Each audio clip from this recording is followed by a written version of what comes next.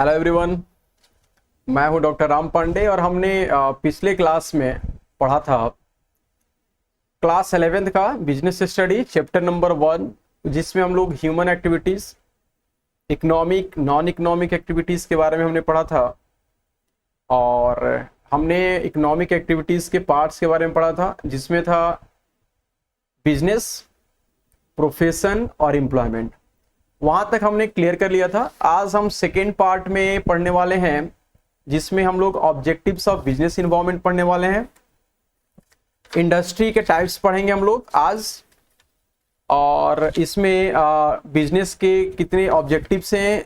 Industry, आपको आज business activities में इंडस्ट्रीज एंड कॉमर्स पढ़ेंगे हम लोग। इंडस्ट्रीज के पार्ट पढ़ेंगे एंड कॉमर्स। और पार्ट्स सेकेंड में हम लोग इस दो चैप्टर को हम लोग कवर करने की कोशिश करेंगे, एंड ब्रांचेज ऑफ कॉमर्स को भी इसमें हम लोग कवर करेंगे। और तीसरे पार्ट में पढ़ेंगे हम लोग business risk and types of business risk. तो हम लोग आज स्टार्ट करते हैं। हम लोग का जो नेक्स्ट टॉपिक है, और वो टॉपिक हमारा है बिजनेस ऑब्जेक्टिव, यानी objectives of business. Objectives of business. अगर हम लोग ऑब्जेक्टिव्स की बात करें तो 3 ऑब्जेक्टिव्स होते हैं बिजनेस का। तीनों को 1 बाय 1 हम लोग क्या करेंगे, पढ़ेंगे, जिससे A to Z सारे इंफॉर्मेशन क्लियर हो जाए। और हम लोग ये भी पढ़ेंगे कि इसमें से किस तरीके के क्वेश्चंस अराइज होते हैं। सबसे पहला हमारा है economic objective. Economic objective, economic को ऑर्गेनाइजेशनल ऑब्जेक्टिव के नाम से भी जानते हैं हम लोग। दूसरा हमारा सोशल ऑब्जेक्टिव, और सोशल ऑब्जेक्टिव्स। तीसरा है ह्यूमन ऑब्जेक्टिव या पर्सनल ऑब्जेक्टिव या इंडिविजुअल ऑब्जेक्टिव। पर्सनल या इंडिविजुअल, ये तीनों होते हैं। तीनों को हम लोग एक ही नाम से जानते हैं, एक ही चीज होता है, लेकिन तीनों का अलग अलग नाम है। ठीक है, इसको ह्यूमन ऑब्जेक्टिव, पर्सनल और इंडिविजुअल, ये तीनों एक ही होता है, अलग अलग होता है नहीं, लेकिन तीनों को हम लोग क्या करेंगे, अलग अलग नाम से जानते हैं। तो सबसे मेन चीज कि चलो 1 बाय 1 हम लोग क्या करते हैं, इसको स्टार्ट करते हैं। और स्टार्ट करने से पहले आप मेरे चैनल पे पहली बार आए हैं तो आपको बता दूं कि इस चैनल पे कॉमर्स से रिलेटेड, चाहे वो क्लास 11th हो, 12th हो, बीकॉम, बीबीए, नेट की प्रिपरेशन हो, जितने भी तैयारियां होती हैं उससे रिलेटेड, कॉमर्स से रिलेटेड सारे चैप्टर्स को 1 बाय 1 इस पे कंप्लीट करने की कोशिश किया जाएगा, कंप्लीट किया जाएगा। A to Z सारी इन्फॉर्मेशन प्रोवाइड होगी, सारे सिलेबस पूरा किए जाएंगे। तो आप इस तरह के कंटेंट चाहते हैं तो चैनल को जरूर सब्सक्राइब कर दें, लाइक कर दें और शेयर कर दें। पहला जो हमारा ऑब्जेक्टिव है वो है हमारा इकोनॉमिक ऑब्जेक्टिव। अब इकोनॉमिक ऑब्जेक्टिव में क्या होता है, जिसको हम लोग ऑर्गेनाइजेशनल ऑब्जेक्टिव्स के नाम से भी जानते हैं। इकोनॉमिक ऑब्जेक्टिव यानी कि ऑर्गेनाइजेशनल ऑब्जेक्टिव, इसमें 3 चीज पे फोकस किया जाता है। सर्वाइवल, दूसरा हमारा है प्रॉफिट, और थर्ड पॉइंट है इसमें ग्रोथ। आप इस तरीके से समझिए कि ऑर्गेनाइजेशनल में सबसे पहला काम है कि भैया think about the organisations, business के बारे में सोचना।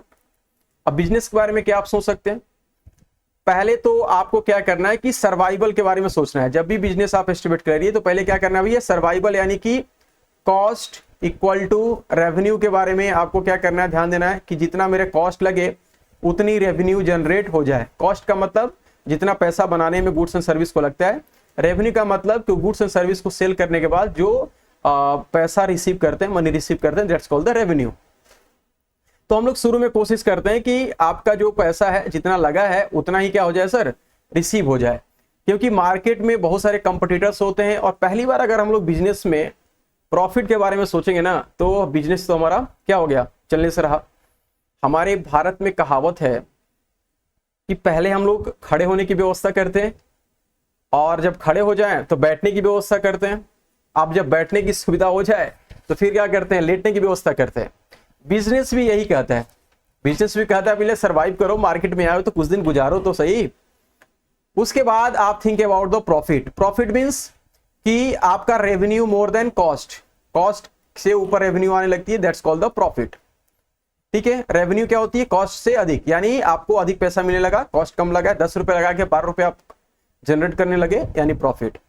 एंड जब प्रॉफिट होने लगती है then think about the growth. आप ग्रोथ कैसे सोचोगे, जैसे कि नंबर ऑफ यूनिट क्या किया आपने, प्रोडक्शन यूनिट क्या किया, बढ़ा दिया, इंक्रीज कर दिया, number of production unit increase कर दिया। ब्रांचेस को आपने क्या किया, इंक्रीज किया, नंबर ऑफ ब्रांचेस क्या किया आपने, इंक्रीज किया। नंबर ऑफ ब्रांचेस का मतलब एक ब्रांच था, दूसरा ब्रांच खोल दिया, तीसरा खोल दिया, ऑफिसेस इंक्रीज कर दिया ना। तो आपको इकोनॉमिक ऑब्जेक्टिव में सबसे पहला काम होता है भैया, think about the survive, profit and then growth. अब दूसरा जो आता है वो है हमारा सोशल ऑब्जेक्टिव। सोशल ऑब्जेक्टिव्स, अब क्या होता है भैया सोशल ऑब्जेक्टिव। सोशल ऑब्जेक्टिव के बारे में सोचने के लिए आपको ध्यान देना होगा, the objective which are desired to be achieve for the benefits of the society, यानी desire to be achieved for the benefits of the society, यानी सोसाइटी की बेनिफिट्स के बारे में सोचना ही, उनको फुलफिल करना ही होता है सोशल ऑब्जेक्टिव। और कौन कौन से बेनिफिट्स हैं जिसको आप पूरा किया जा सकता है, पूरा करके सोसाइटी के ऑब्जेक्टिव्स को फुलफिल किया जा सकता है। पहले चीज है कि भैया supply of quality product, quality product at fair price. आप ध्यान देना, फेयर का मतलब क्या होता है, फेयर प्राइस का मतलब कि भैया सही प्राइस पे, उचित मूल्य पे, रीजनेबल प्राइस पे आपको अच्छी क्वालिटी के गुड्स को सप्लाई करना। इसका मतलब है कि ऐसा नहीं कि 10 रुपए गुड्स को जो क्वालिटी प्रोडक्ट है यानी कि कम दाम में सप्लाई करना, नहीं, एक रीजनेबल प्राइस, यानी 10 रुपए आपके कॉस्ट लगे हैं तो आप 12 रुपए 13 रुपए इतना ही प्रॉफिट अर्न करिए जिससे समाज को बहुत ज्यादा बर्डन ना हो, नुकसान ना हो। ऐसा ना कि 12 रुपए प्रोडक्ट है उसको आपने 20 रुपए 25 रुपए में मार्केट में क्या किया, सप्लाई कर दिया। यानी कि क्वांटिटी और क्वालिटी के अकॉर्डिंग ही प्राइस क्या होनी चाहिए, आपको अधिक प्राइस चार्ज नहीं करनी चाहिए। दूसरा कि भैया आपको क्या करना है कि अनफेयर ट्रेड प्रैक्टिसेस नहीं करनी है, यानी avoidance of unfair trade practices. इसका मतलब क्या होता है सर, अनफेयर ट्रेड प्रैक्टिसेस का मतलब कि आप गलत तरीके से बिजनेस नहीं करना है, यानी कि आपको कस्टमर्स को चीट नहीं करना है, गलत प्रोडक्ट नहीं बेचना है। ऐसा नहीं कि आपने चावल बेच रहे हो, चावल में क्या किया कि 1 किलो चावल में आपने 100 ग्राम कंकड़ मिला के बेच दिया, ओरिजिनल बोल करके आपने डी थमा दिया। तो आप इस तरह के प्रोडक्ट को, इस तरह के बिजनेस को अवॉइड करोगे, इस तरह के वर्क्स को अवॉइड करोगे और तभी हम सोशल ऑब्जेक्टिव को फुलफिल कर पाएंगे। तीसरा हमारा है इसी में जनरेशन ऑफ एम्प्लॉयमेंट अपॉर्चुनिटी। अब देखो एम्प्लॉयमेंट अपॉर्चुनिटी की मतलब आपको क्या करना है कि भैया एम्प्लॉयमेंट अपॉर्चुनिटी क्रिएट करना है, जितना अधिक से अधिक हो सके आपको सोसाइटी के अंदर रोजगार जनरेट करना है, क्योंकि हमारे देश के अंदर जो बेरोजगारी है एक बहुत बड़ी समस्या है। और कोई भी बिजनेस अगर इस तरह के अपॉर्चुनिटी क्रिएट करता है यानी कि वो सोशल ऑब्जेक्टिव्स को फुलफिल कर रहा है।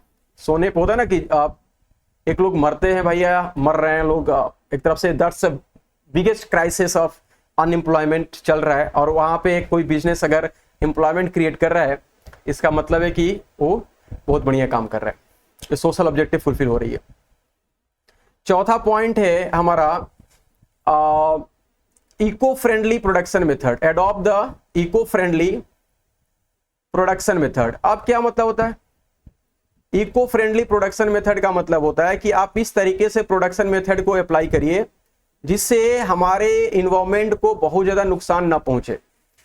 ठीक है, बहुत ज्यादा स्मोकिंग और बहुत सारा चीजें, डस्ट, ये सारी चीजें ना हो। इस तरह के प्रोडक्शन मेथड को क्या करना चाहिए, कंपनी को, ऑर्गेनाइजेशंस को अडॉप्ट करना चाहिए।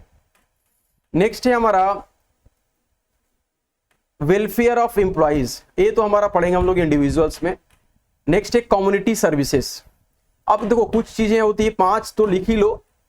कम्युनिटी सर्विसेज का मतलब क्या होता है, देखो कम्युनिटी सर्विसेज का सिंपल मतलब होता है कि समाज के लिए कुछ करो, जैसे कि charitable hospitals, donating money for the society and the setting up schools को आप बढ़ावा दे सकते हो, डिस्पेंसरीज को आप फ्री ऑफ कॉस्ट दे सकते हो ताकि समाज में लोगों का ट्रीटमेंट हो सके, लोग पढ़ सके, स्कूलिंग फैसिलिटी कर सकते हो। तो इस तरह के फैसिलिटीज प्रोवाइड करके आप सोशल ऑब्जेक्टिव को फुलफिल कर सकते हो।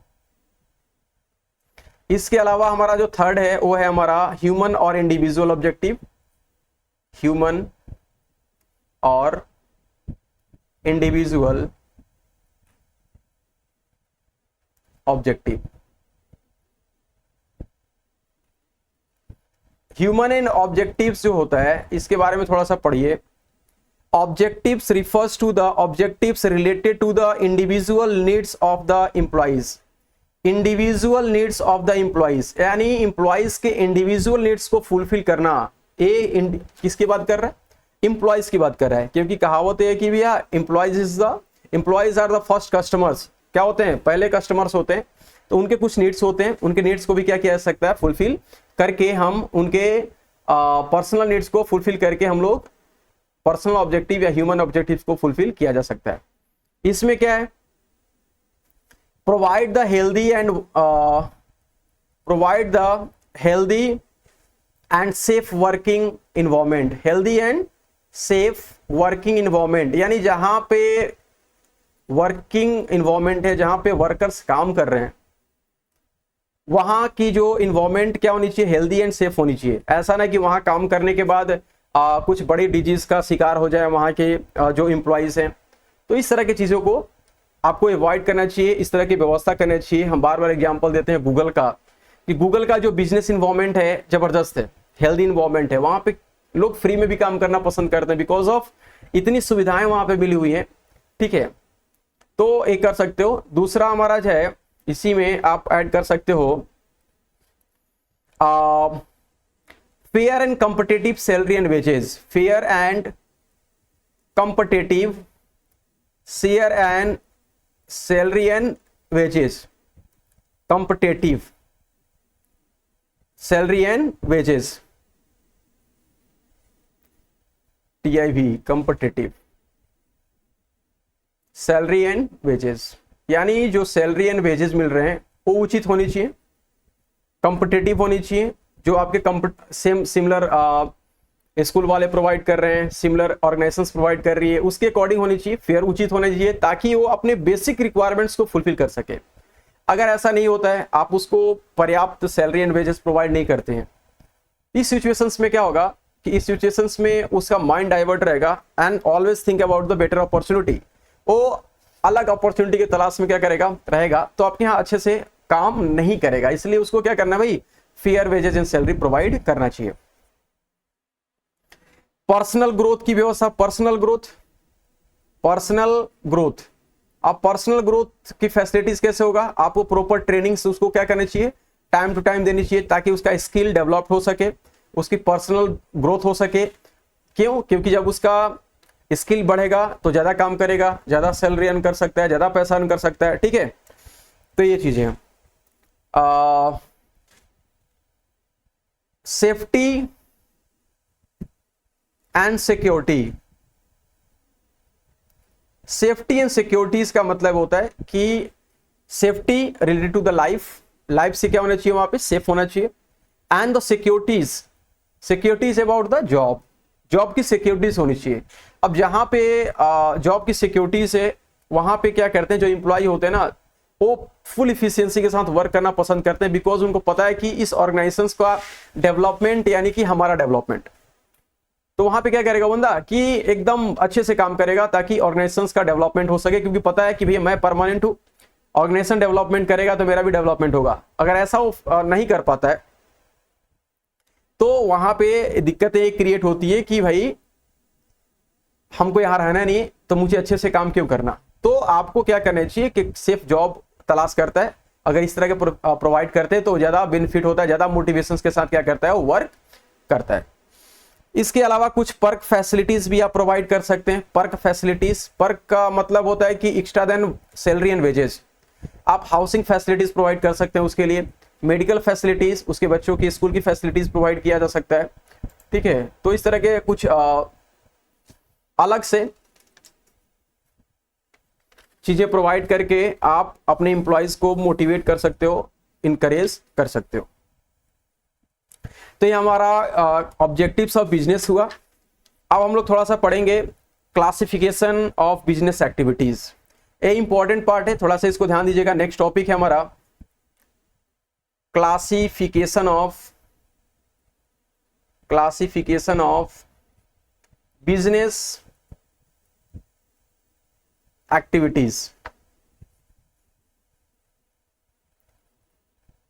ये टॉपिक जो है ना वो हम लोग क्या करेंगे, नेक्स्ट वीडियो में पढ़ेंगे, क्योंकि एक टॉपिक थोड़ा सा बड़ा टॉपिक है। तो इस टॉपिक को हम लोग नेक्स्ट पार्ट में पढ़ेंगे, ठीक है। और लगभग 2-3 पार्ट्स में हम इस चैप्टर को क्या करने वाले हैं, खत्म करने वाले हैं।